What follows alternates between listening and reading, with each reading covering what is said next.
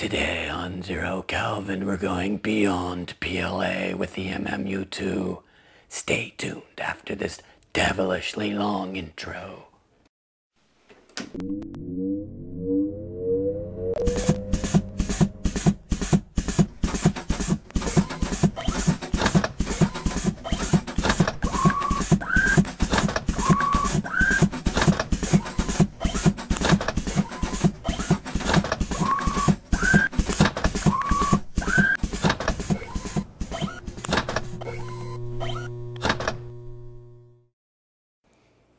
Hello everybody and welcome to Zero Kelvin. I just wanted to take a second to welcome all my new subscribers and to thank you all for the overwhelmingly positive comments that you've been leaving on my videos. I'd also like to thank you for spreading my name throughout the forums. It's thanks to all your efforts that I am now known around the internet as the 3-poo guy, so thanks for that. You'll always be a 5-poop guy to me. Thank you, Alexa. Now for the bad news. This will likely be my last MMU2 video for a while. You see, this channel isn't really a 3D printing channel. It's more of things I find interesting and enjoyable channel. And as such, I do have 3D printing videos, but I also have radio-controlled aircraft videos and novel writing videos and other random videos. But I probably won't be doing any more MMU2 videos for a while because while I do find it interesting, I definitely do not find it enjoyable. I mean, you know, forget I said that. I love the MMU2. It's the best thing ever made, and I'm definitely not just saying this because of what happened this morning.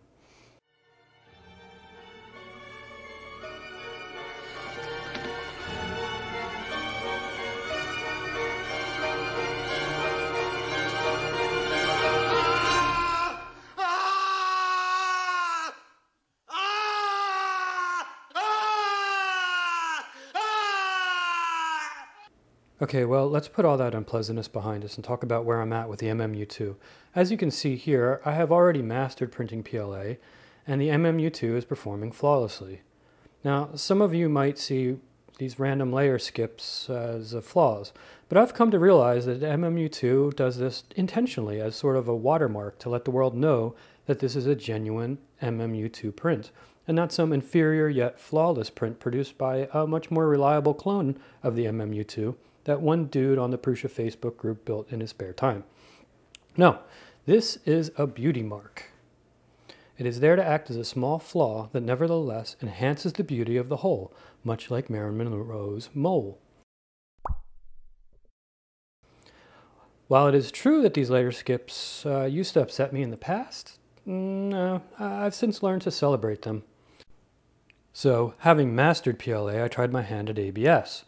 Now, one of the beta testers stated that ABS does not string at all, so I was particularly pleased with myself when, after fiddling with slicer settings for a few minutes, I was able to produce an ABS string the full length of the orange tube, which just goes to prove the old adage that nothing is foolproof to a sufficiently talented fool.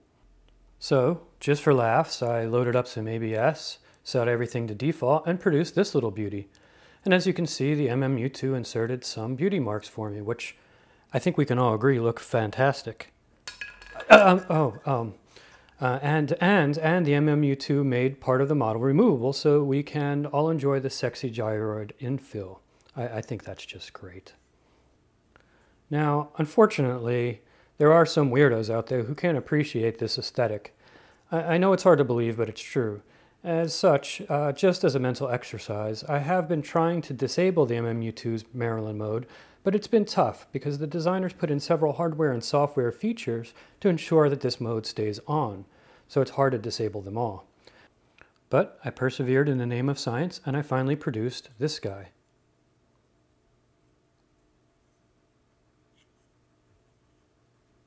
The shell is clear PX Malian ABS and the infill is teal Matter Hackers Pro ABS. It originally looked like this, and then I acetone vapor polished it to smooth the top layer. I really love the look of this one. I'll show you the simple slicer settings that I used later on if you want to reproduce this effect, and the cool part is that it works with any model. So anyway, after the CAD, I then tried a more challenging model with 4 colors of ABS, and I produced this. I had noticed at 3 o'clock in the morning that I had accidentally left Marilyn mode activated and the MMU2 had skipped a few layers. I then took this opportunity to swap out the silver filament for teal because I know the silver stuff is bargain basement junk, but I do love the look of it after vapor polishing because it looks like this. Anyway, after the filament swap and some fiddling, I was able to produce this. Get that out of your mouth, we're on TV.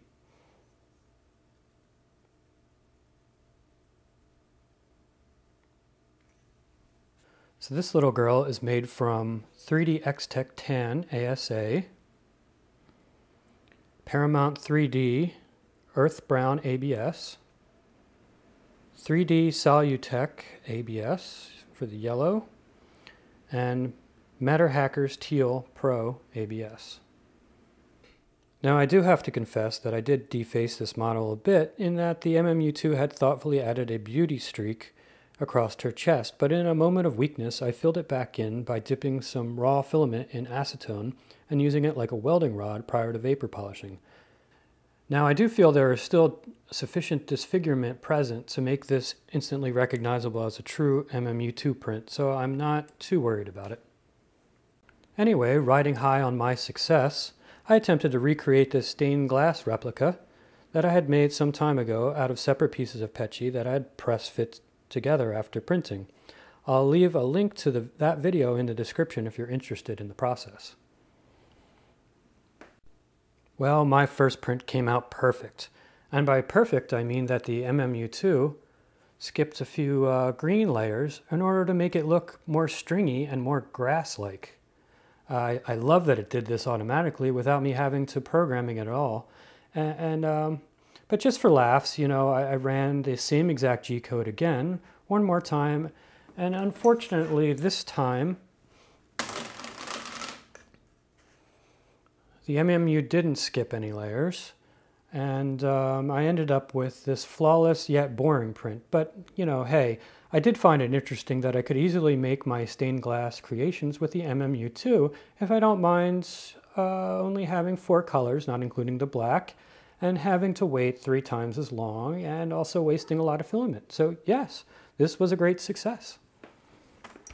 And bolstered by this success, I then tried a longer 5-color PETG print just for laughs, and my initial result was many things that looked like this. But after a little bit of tweaking and fiddling, I was able to produce something that looked like this. Now, all jokes aside, I do actually like the way this looks. I mean, gyroid infill is sexy. All the same, in the name of stubbornness, I kept at it and eventually produced this guy.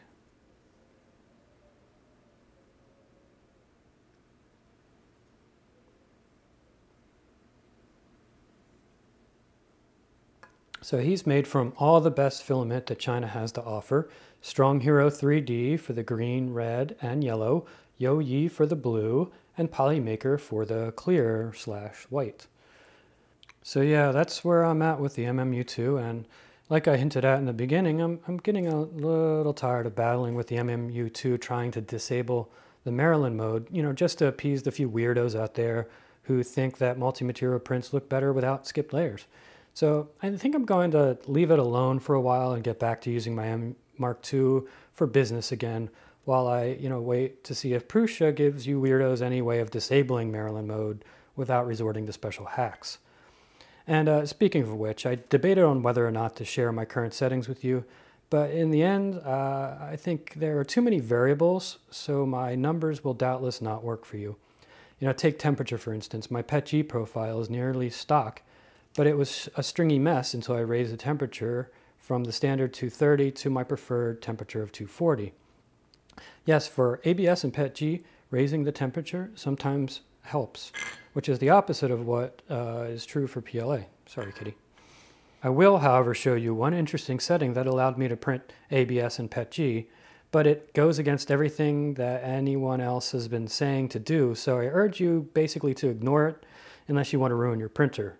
You have been warned. Now, I'm kidding, but I'm definitely not an expert here, and my tips are still looking rather random.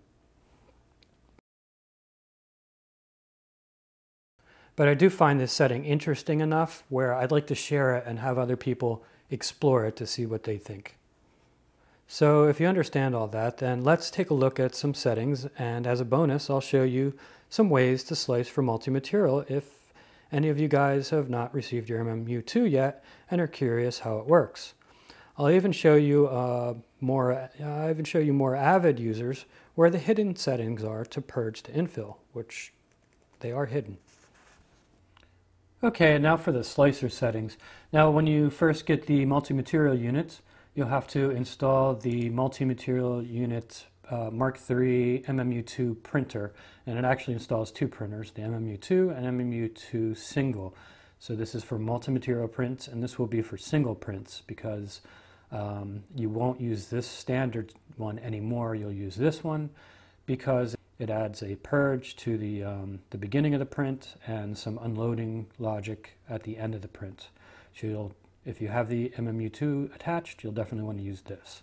Okay, so you're probably used to this filament selector here, and you'll notice when I select something else, we'll say a generic PLA, then the filament settings over here change, and vice versa. If I go to Poly Maker PC Max, it changes over here.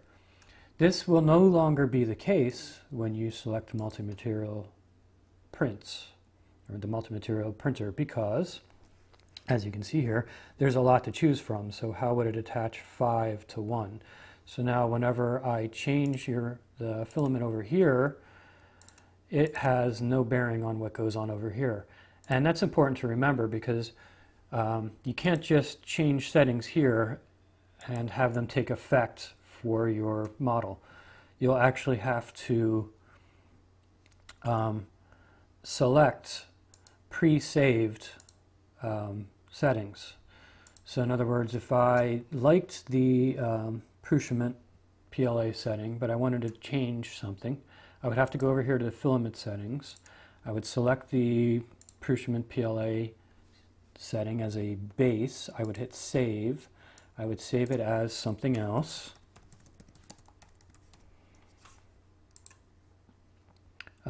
Make whatever changes. Say I wanted it to be warmer, right? Make sure I save again. So whatever changes you make, you want to save them. And you'll save them into a totally different profile. It won't let you save over the stock profiles. So then go back over here, and if I want to actually use that for my different filaments, I actually have to go here and select something else for all of them. Okay? So that's important to know. Okay, so now that we got that sorted out, let's audit model. Now there's two ways of doing this. There's the traditional way, which you select the main part of the model, like this. Then you double click on it, click load part, select the other two parts, and they'll load in like this. Now whichever one you click here will turn green, and that's your currently selected parts of the model. And you can from there assign different extruders or different colors, however you want to look at it. Okay. Now if we deselect that, we'll see what the colors look like. You notice they correlate to the first three colors here because that's the first three things I used, and you can change these. So anyway, that's the kind of laborious way. The somewhat quicker way is to hit add and then select all three at once. And if you happen to have the multi-material printer selected already, it'll basically say, hey, you're doing multiple things, would you like to combine them into one part? And you say yes, and boom, there you have it. So you can double click on that, and from there you can assign your extruders, and it's notice by default it automatically goes through and assigns them 1, 2, 3 in the order of that they were loaded. I don't think it has anything to do with these numbers here, it just happens to be how they were loaded. But of course you can change them. So we'll hit OK on that for now. And again, we have our colors. Now what I normally do is I'll do it like this. I'll add all three, or all the parts, And then, before I even start assigning extruders, I will select my colors. So if I click on here, we can select our colors. So say we want a, let's do a funky one. We want him yellow, and we want the other stripes red, and we want this to be a blue. Okay, so those are our three colors we're using. Now let's assign them. So I click on this guy, click on him. Now the ones in green are the ones that we're going to affect. So I want the ones that are currently selected to be yellow. So he'll be 1. Now these guys, I want them to be blue instead. I want this to be the third color we chose. So we're going to do the third extruder. And now this part, this part, which is the eyeball, I want the eyeball to be evil, so we're going to go with 2. Okay, now if we select up here, we can see our colors. Yeah, okay, hit OK. And if we deselect this guy, we can see his colors. So there you have it. Easy peasy. Now we could slice him. Go to preview. And we can see what he would look like being sliced. Now, of course, lots of people have been getting their panties in a bunch about what the size of this purge block. And there are ways of reducing it. There's a couple of easy ways. Number one, you go here to Purge Volumes. You go Show Advanced Settings, because it actually makes more sense than the stock ones. And it has this matrix here. So this is going from a color to a color. So say we're going from yellow to red, from 1 to 2, we probably don't need as much purge because the red is going to bleed over that yellow real quick. So we can change him to like 80. Okay, but conversely, if we went from the red to the yellow, so if we went from 2 to 1, so from 2 to 1, which is this column here, we would want to probably leave it at 140 because we want to purge quite a bit so that red doesn't bleed into our yellow. But anyway, so that's one way of reducing the purge block.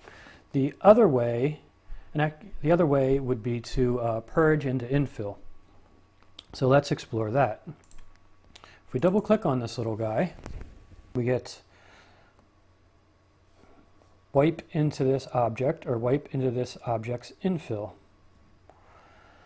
So this is what you would use if you're doing a waste object, and this is what you would use if you just want to do it inside the infill, because this will actually do everything. This will do the outside and all.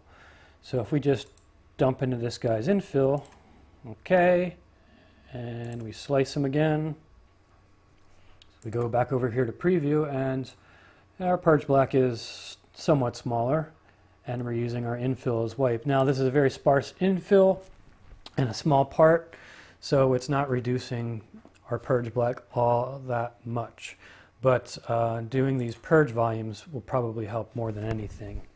If we changed all these to say 80 across the 3 things, resliced it, you see it changes the size quite a bit.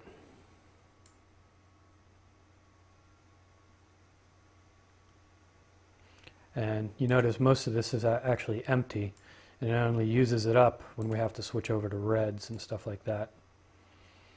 So it's not as bad as it looks. Okay, now why do I call these settings hidden?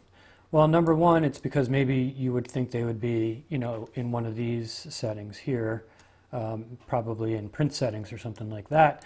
But number two, because sometimes they literally are hidden. I know for me, this window was like this. And I didn't see these settings at all. There was, literally hidden. So you may have to actually make this window bigger in order to see these. Just a pro tip there. Okay, so we messed around with true multi-material prints. Now let's see how I did that cat with the, the different infill from skin. Okay, we've loaded our cat.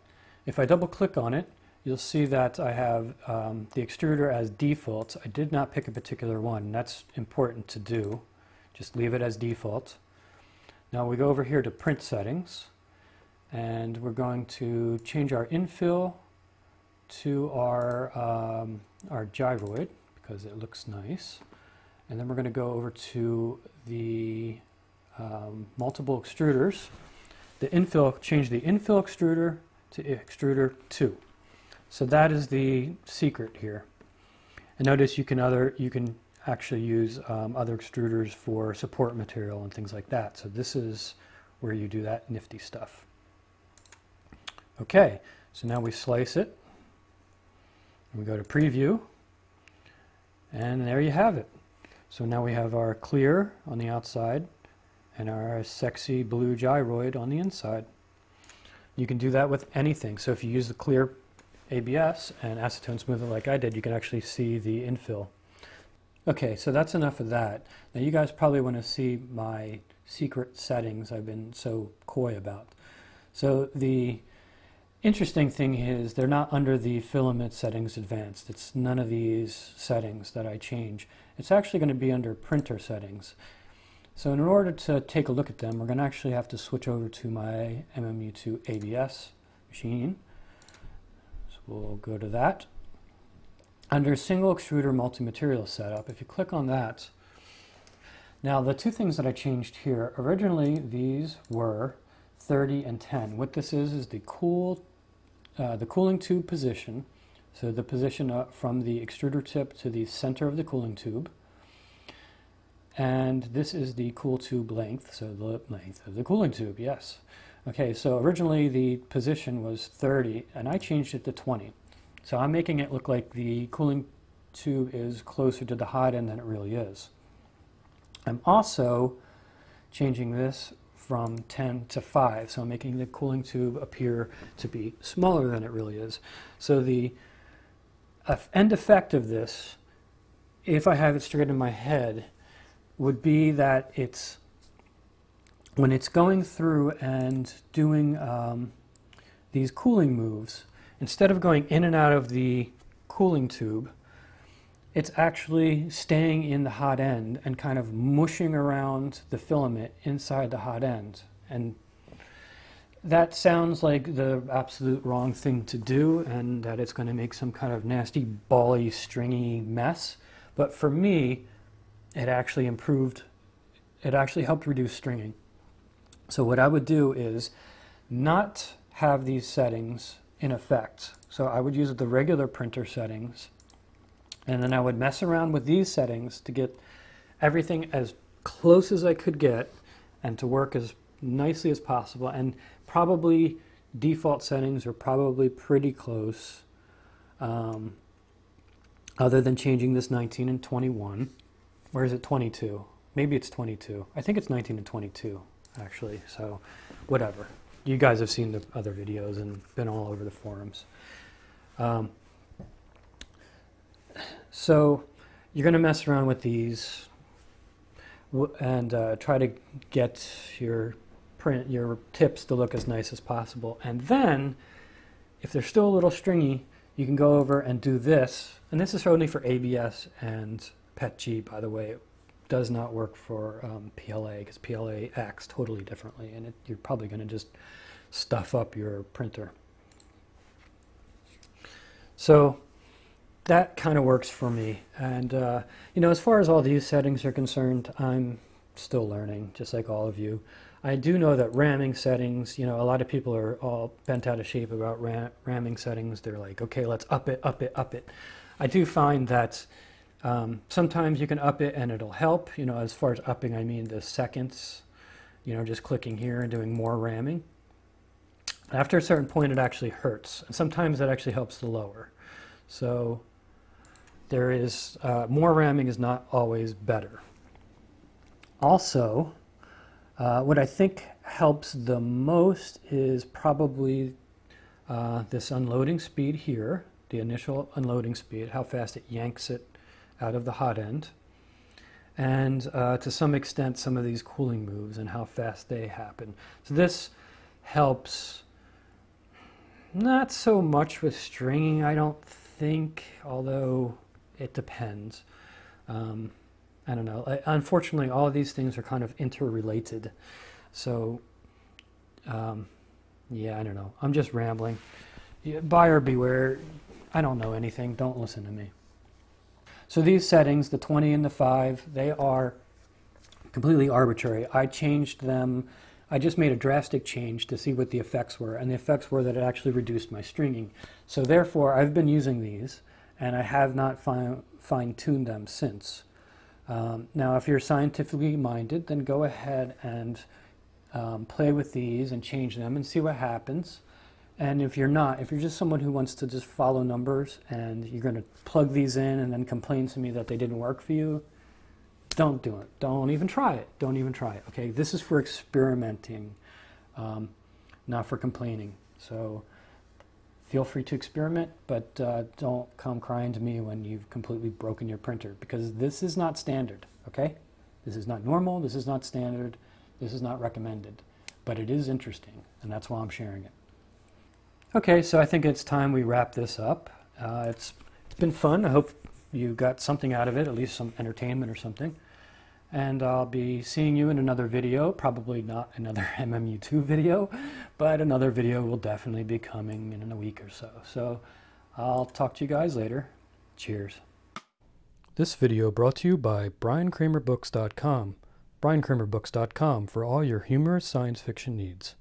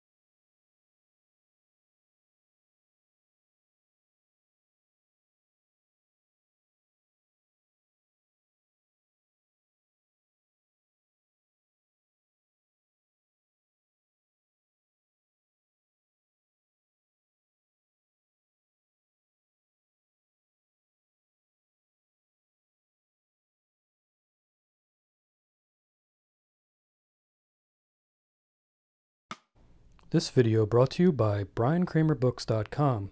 BrianKramerBooks.com for all your humorous science fiction needs.